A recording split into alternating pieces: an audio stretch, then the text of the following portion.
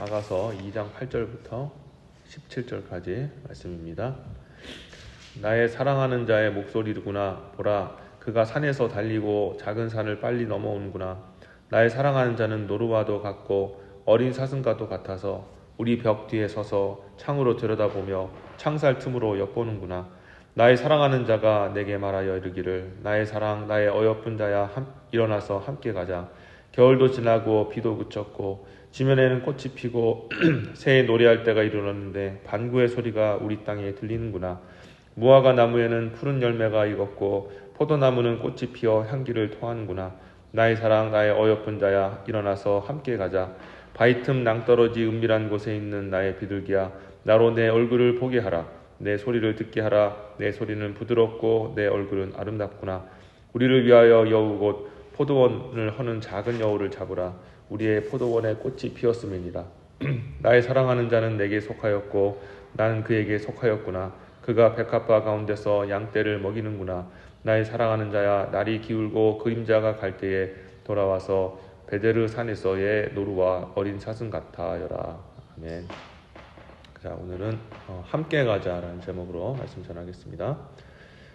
이제 술람미 여인이 이제 솔로몬 왕을 간절히 이제 사모하고 이제 연애하는 그런 관계이기 때문에 서로를 이제 간절히 사모했습니다.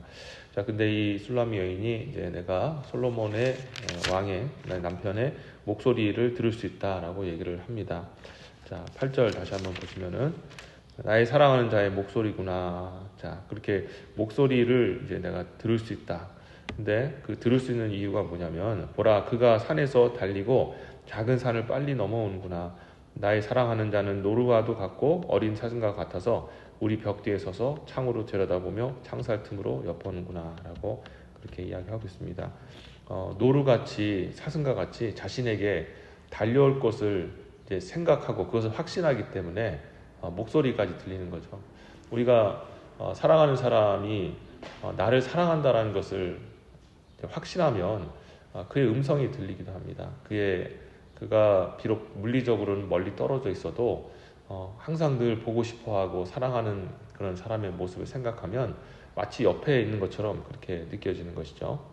자, 이렇게 술람미 여인은 자기 남편 될 솔로몬 왕을 너무너무 사모했고 보기 원했기에 그 목소리까지도 이렇게 미리 들을 수 있게 되었던 것입니다.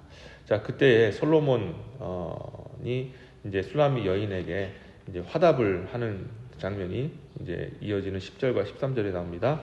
나의 사랑하는 자가 내게 말하여 이르기를, 나의 사랑, 나의 어여쁜 자야, 일어나서 함께 가자. 겨울도 지나고 비도 그쳤고 지면에는 꽃이 피고 새에 노래할 때가 이르렀는데 반구의 소리가 우리 땅에 들리는구나. 무화과 나무는 푸른 열매가 익었고 포도나무는 꽃이 피어 향기를 토하는구나. 나의 사랑, 나의 어여쁜 자야, 일어나서 함께 가자라고 얘기하고 있습니다. 자, 지금 이 술람미 여인의 마음의 소리를 들었는지는 잘 모르겠습니다만 이 솔로몬 역시도 술람미 여인을 너무너무 사랑을 했던 것이죠. 그래서 그가 이제 독백하는 것입니다. 내 사랑하는 자가 내게 말하여 이르기를, 나의 사랑, 나의 어여쁜 자야, 일어나서 함께 가자 하면서 함께 나와 함께 가자라고 얘기를 합니다. 그럼 도대체 솔로몬은 이 술람미 여인에게 어디로 가자고 얘기를 하고 있느냐?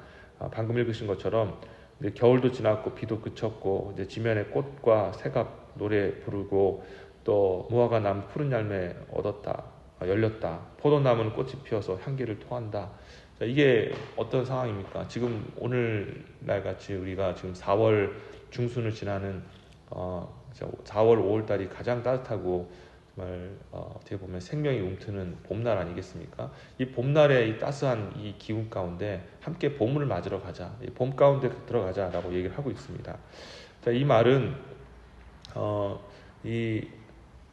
솔로몬이 술람미 여인에게 여기 있지 말고 우리가 더 따뜻하고 아름다운 사랑을 나눌 수 있는 더 좋은 곳으로 가자라고 얘기를 하고 있는 것이죠. 자, 이것은 영적으로 우리가 이제 해석을, 지금까지는 이제 솔로몬과 술람미 여인의 이야기를 이제 현실적으로 해석했지만 이걸 우리가 영적으로 해석을 하자면 어떤 의미일까요? 첫 번째로 이 술람미 여인은 솔로몬을 너무나도 사모하고 기다렸다는 것입니다. 그래서 그의 음성이 자기 마음속에 들리는 그런 마음을 가졌던 것이죠. 우리도 우리의 그 신랑 되신 그리스도 예수를 향하여서 이 술람미 여인과 같이 간절히 기다리는 그런 저와 여러분들이 되어야 합니다. 사모해야 되고 만나 뵙기를 간절히 소망할 때 주님의 음성이 들리는 겁니다. 사랑하고 갈망했기에 그의 음성이 마음속에 들렸던 것처럼 우리도 주님을 마음으로 진심으로 사모하고 정말 그를 사랑하기 위해 우리의 마음을 집중하면 주의 음성이 들릴 수밖에 없습니다.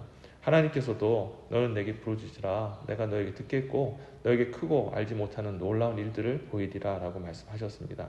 언제나 하나님은 부르짖는 사람에게 달려갈 준비가 되어 있는 겁니다. 술람미 여인의 이 간절한 외침에 솔로몬 왕이 언제든지 가서 그를 만날 준비를 하고 있는 것처럼 우리 하나님은 우리 예수님은 우리를 항상 만나기 위해 우리를 기다리고 계시고 또 우리의 문을 두드리고 계십니다.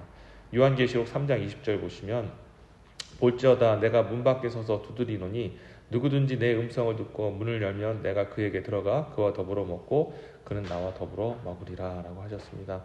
문을 두드린다라는 것은 내가 너희의 마음속에 들어가길 원한다. 그 어떤 예수님의 강력한 의중이 있는 것입니다.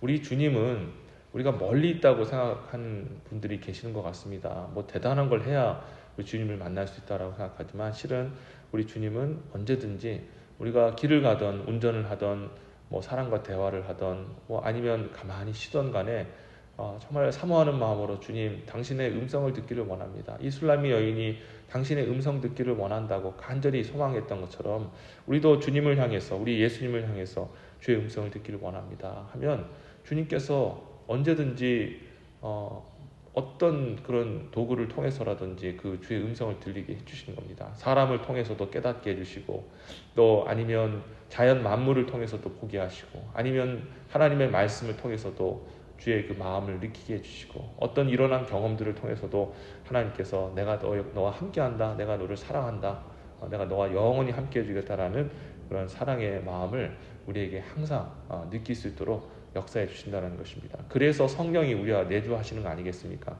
성령이 우리 밖에 계신 게 아니라 우리 함께 우리 안에 내주하신다는 거예요. 그것은 무슨 의미냐? 예수님은 우리 성령을 통해서 우리 마음 가운데 들어오시고 성령을 통해서 우리 통치하시기에 항상 우리와 함께하고 계시다는 것을 이야기하고 있는 것입니다. 그래서 우리 성도님들께서는 이 술람미 여인과 같이 예수님 음성 듣기를, 예수님 만나기를 언제나 소망하고 또 이 봄철의 따뜻한 날 이 솔로몬이 더 따뜻한 곳으로 가서 우리가 더욱더 사랑으로 교제하는 관계 진전을 얘기하는데 우리도 예수님은 항상 우리에게 관계 진전을 원하시지 않습니까? 근데 우리도 예수님과 관계 진전을 원하면서 나아가는 저와 여러분이 되어야 합니다. 사랑한다는데 우리가 찬양한다는 게 주님을 사랑한다는 사랑 고백 아니겠습니까? 사랑한다고 하는데 관계는 지속되려고 하지 않고 더 깊은 관계로 나아가려고 하지 않습니다. 이게 무슨 사랑입니까? 우리는 진정으로 예수님을 사랑한다면 관계의 진전으로 나아가야 됩니다. 방금 제가 말씀드렸던 것처럼 요한계시록 3장 20절 말씀에 보면 내가 너와 함께 문을 열면 네가 문을 열어주면 내가 너에게 들어가서 뭐라고 말씀하셨냐면 너와 더불어 먹고 너는 나와 더불어 먹으리라 라고 하셨습니다. 이 먹는다라는 것은 어떤 대단한 것이 아니잖아요.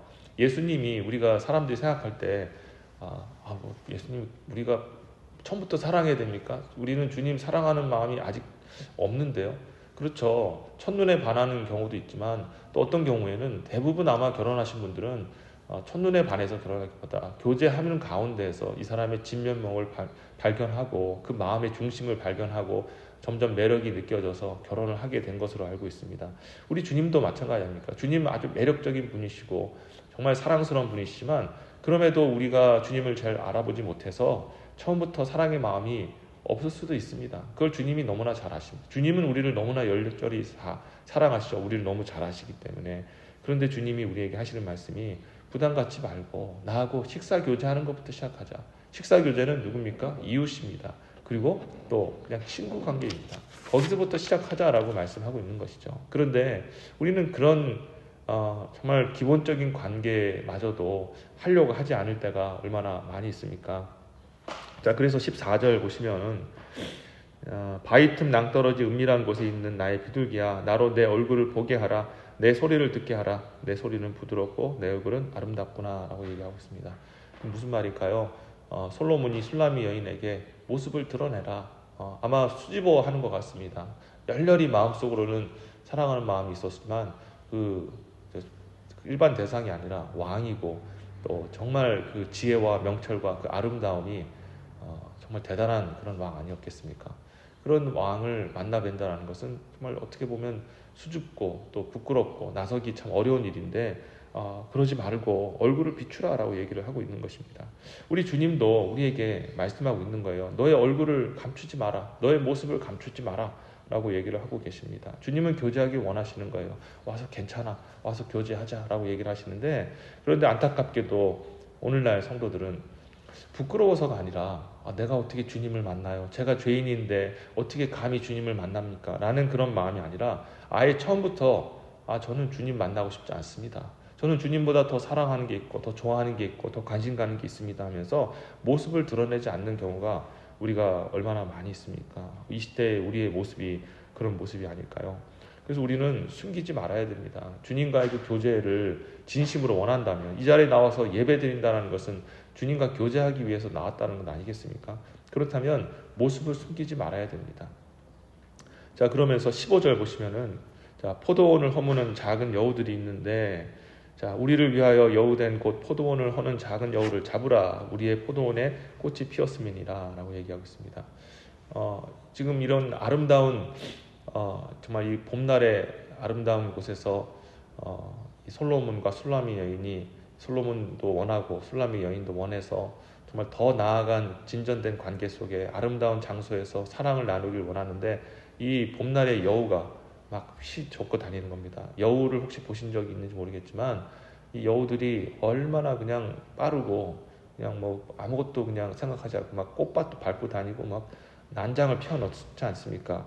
이런 어떤 관계에 굉장히 방해가 되는 이 여우를 잡아야 된다. 이것은 주님과 우리 사이의 그 관계, 하나님과의 관계를 막는 것들이 얼마나 많아요. 내가 아까 방금 말씀드렸던 것처럼 주님보다 더 사랑하는 것, 내 어떤 습관들, 내 어떤 가치관들, 내가 좋아하는 것들, 이걸 여러분 버리지 아니하면 우리 주님과 만남이 우리가 온전히 이루어질 수가 없습니다. 예배 드릴 때도 순전한 마음으로 우리 마음속에 역사하는 그런 작은 여우들을 이거를 제하고 주님을 만나야 되는데, 우리가 준비 없이 하나님 앞에 거룩함 없이 나오면 우리가 주님 앞에 온전한 예배를 드리지 없지 않습니까? 예배 드리러 오는데 집안 일 생각하고 사업 생각하고 또 뭐 자기가 좋아하고 생각하는 것들, 그런 것도 마음에 품고 마음속에 죄가 가득하고 하나님 앞에 회개하지도 않았음에도 불구하고 이 자리에 그냥 무의미하게 앉아 있으면 어떻게 교제가 일어날 수 있겠느냐는 것이죠. 오늘 이 술라미 여인과 솔로몬의 관계를 통해 정말 우리 주님의 관계를 사모하고 우리 마음속에 있는 죄악과 연약한 부분들을 완전히 내려놓고 순전하게 주님을 만나러 항상 이렇게 사모하게 되시기를 진심으로 바라겠습니다. 자, 그리고 하나 좀만 더 보겠습니다. 자, 16절 보시면 나의 사랑하는 자는 내게 속하였고 나는 그에게 속하였구나. 그가 백합화 가운데서 양떼를 먹이는구나 라고 기록되어 있습니다. 자, 사랑의 관계는 서로 구속하는 겁니다. 구속이란 말을 이제 사람들이 싫어하죠. 답답합니다. 그런데 진정한 사랑은 구속입니다. 그래서 사랑하면 한 사람밖에 사랑할 수가 없습니다. 사랑하면 상대방에 대해서 상대방의 나의 그런 어떤 행동 반경이 당연히 줄어들 수밖에 없습니다. 왜냐하면 서로 사랑하게 되면 서로에게 집중하기 때문에 그렇습니다. 그게 맞는 것 아니겠습니까? 한 사람은 내가 사랑한다고 하는데 다른 것을 바라보고 있고 다른 여인을 향해 있고 다른 남자에 향해 있다면 어떻게 그 관계가 이어질 수 있겠습니까? 그래서 진정한 사랑은 서로 상대적으로 서로 구속하는 겁니다. 이게 무슨 말이냐? 하나님은 우리를 소유하기 원하시죠. 전적으로 하나님만 바라보기 원하시고 또 우리도 하나님만을 바라봐야 됩니다. 하나님을 우리가 구해야 합니다. 다른 것을 구하면 안 되죠. 하나님만을 구하면서 서로가 서로를 간절히 소유하고 구하면서 살아가는 저와 여러분이 되어야 된다는 것이죠. 그럴 때 그것이 아름다운 관계가 되는 것 아닙니까? 하나님 내게 집중해 주세요. 그리고 하나님께서도 나에게 요구하실 때 넌 나에게만 집중하라 할 때 우리가 다른 것도 다 내려놓고 오직 하나님에게만 집중하시는 우리 주님은, 우리 예수님은 원래부터 우리를 집중하셨습니다. 우리만을 바라보고 계세요. 우리만 바뀌면 되는 것이죠. 그래서 우리 주님을 향해서 정말 순종하는 마음으로 여러분 바꾸시고, 자 마지막 17절 보시면 나의 사랑하는 자야, 날이 기울고 그림자가 갈 때에 돌아와서 베델 산에서의 노루와 어린 사슴 같아여라 라고 이야기하고 있습니다. 자, 나의 사랑하는 자야, 지금 이제 솔로몬이 이제 그 술람미 여인에게 얘기하는 것이죠. 날이 기울고 그림자 갈 때 돌아와서 이렇게 어두워질 때에 노루와 어린 사슴과 같이 그렇게 사모하는 그런 모습을 보게 됩니다. 자, 이것을 통해 우리가 마지막으로 알 수 있는 것은 무엇이냐? 이 껌껌한 밤에 사랑하는 자를 또 보고 싶어하는 그런 모습들, 이 모습을 우리가 갖춰야 됩니다. 그게 무슨 말이냐면 결국 우리가 재림 신앙을 가져야 된다는 것을 얘기하는 것입니다. 우리 예수님이 지금 시대가 점점 어두워지는 시대 아닙니까? 그런데 점점 세상이 악해지고 정말 악이 창궐하고 불의가 판치는 그런 어둠이 점점 다가오는 깜깜한 시대가 돌아옵니다. 이 시대가 참 놀랍게도 예수님이 이 땅에 초림하시기 전에도 정말 어두웠습니다. 세상에 불의가 넘치고 정말 악이 정말 넘치며 또 공의가 없고 정의가 사라진 그런 시대 속에 예수님이 빛과 같이 등장하셨어요. 근데 재림 때도 똑같습니다. 세상에 그 어두운 빛이 사라지고 잠깐 비쳤던 그 예수님의 그 빛이 한 수천 년간 비쳤지만 이제 점점 시간이 지나면서 예수님도 몰라가고 주님도 떠나는 그런 사람들이 많아지는, 그래서 결국에는 왔던 빛을 놓쳐버리고 잃어버리는 스스로 장님되는 시대가 바로 이 시대를 우리가 살아가고 있는 겁니다. 자, 이럴 때에 우리가 그냥 눈 감겨지고 어둡다고 해서 포기하고 살아야 되느냐? 아니시죠. 우리는 예수님의 예언하신 말씀대로, 성경에서 기록된 말씀대로 다시 오마 말씀하신 그 예수 그리스도, 새로운 빛을 우리가 기대하며 살아가야 될 줄 믿습니다. 밤이 됐다고 떠났다고 이제 못 보니까 우리 사랑하는 이를 이제 못 보는구나 라고 절망하며 산다면 그건 그리스도인이 아닌 것이죠. 우리에게는 재림신앙이 있습니다. 이 어두워지는 시대 속에서도 교회에서 소망을 선포하는 것, 사람들은 얘기해요. 이 시대 속에서 되도 않는 그런 이야기들을 목사님들이 왜 그렇게 소망에 희망 고문하십니까? 라고 이야기를 하시는 경우가 있습니다. 그런 분들 많아요. 보면 하나님이 하신다면서요. 하나님이 우리와 함께 하신다면서요. 하나님이 인도해 주신다면서요. 기도하고 주님 앞에 간절히 구하면 문제 해결해 주신다면서요. 근데 왜 해결 안 됩니까? 하면서 그렇게 목사님에 대해서 또 하나님에 대해서 원망하는 분들이 있지 않습니까? 그런데 그럼에도 불구하고 우리는 예수를 다시 기다려야 돼요. 예수님, 지금 내 인생에 기도 응답이 되지 않았다 할지라도, 하나님께서 내 삶을 열어주지 않는다 할지라도 우리는 그럼에도 다시 오실 예수님을 붙잡아야 됩니다. 그게 진정한 사랑의 관계 아니겠습니까? 그리고 분명한 것은 이 시대의 끝이 있고 예수님 오신 그대로 다시 오신다. 빛이 다시 비춘다. 우리에게 소망의 때가 온다. 그때가 되면 우리의 지금까지의 모든 억울함들이 단 한 번에 풀려지고 보상받고 회복되어지는 신원의 날이 반드시 온다. 여러분 기억하시기 바랍니다. 그게 그리스도인의 소망입니다. 그것이 우리가 이 세상을 이겨나가고 견뎌나갈 수 있는 힘의 근원인 거예요. 세상 잘 되고 내가 축복을 받고 돈을 많이 벌고 이게 삶의 근원이 아닙니다. 예수 그리스도, 다시 오실 예수 그리스도 붙잡는 재림신앙, 이게 우리에게 소망인 줄 믿습니다. 오늘 그 사랑을 붙잡고 승리하시는 저와 여러분 되시기를 주의 이름으로 축원합니다. 네, 기도하겠습니다. 하나님 감사합니다. 오늘 또 솔로몬 왕과 술람미 여인의 아름다운 그 대화를 통해서 이 시대 우리 그리스도인들에게 하시는 그 생명의 말씀을 듣게 하셔서 감사합니다. 예수님은 우리에게 함께 가자라고 하십니다.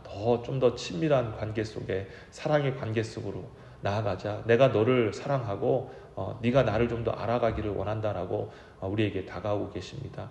예수님의 이 구애를 우리가 외면하지 않게 하여 주옵소서. 예수님보다 더 훌륭하고 멋지고 아름답고 정말 고결한 신랑이 어디 있습니까? 아버지여, 우리에게 영안을 열어주시고 우리 예수님을 온전히 바라볼 수 있는 그런 마음과 또 영적 치선을 허락하여 주시옵소서. 그래서 이 혼란의 시기에 아버지 다른 것 의지하지 아니하고 우리 살아계신 우리 주님 의지하면서 마침내 주님을 신랑을 마침내 보는, 그리고 마침내 신랑과 결혼하는 그런 영광스러움을 우리 모든 성도들이 누릴 수 있도록 오늘도 주님 함께해 주시고 성령으로 함께하여 주시옵소서. 감사하고 이 모든 말씀 예수 그리스도 이름으로 기도드립니다. 아멘.